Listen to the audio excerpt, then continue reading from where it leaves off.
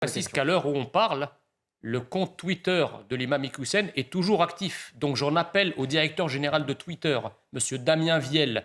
Si vous voulez vraiment lutter contre la haine, vous avez su fermer mon compte en 2 temps 3 mouvements alors que j'avais rien écrit d'illégal dessus. Fermez le compte de l'imam Iqiyoussen. Bon, voilà, l'appel est lancé. Arthur de On Vatrigan. sait que les réseaux sociaux ont la haine à géométrie variable et la sanction plus facile pour certains que pour d'autres. Jean Messia, je me tourne vers vous. Cette manifestation, elle ne doit pas avoir lieu selon vous.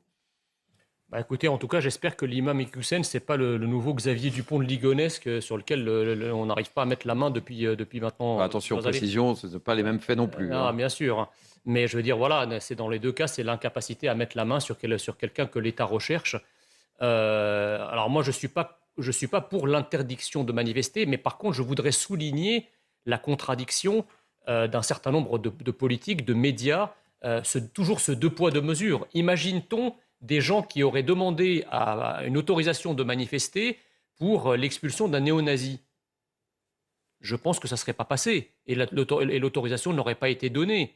Je ne comprends pas, si vous voulez, cette faiblesse intrinsèque, cette inhibition absolument extraordinaire, cet étrange renoncement, pour reprendre les mots de Bloch, face au suprémacisme islamique, parce que l'organisation des frères musulmans à laquelle l'imam Iqiyoussen appartient, c'est une organisation suprémaciste, impérialiste, conquérante. Ce n'est pas une organisation qui vise à défendre des idées dans un cadre républicain, c'est une organisation qui vise à détruire le cadre républicain et à le remplacer par un cadre théocratique.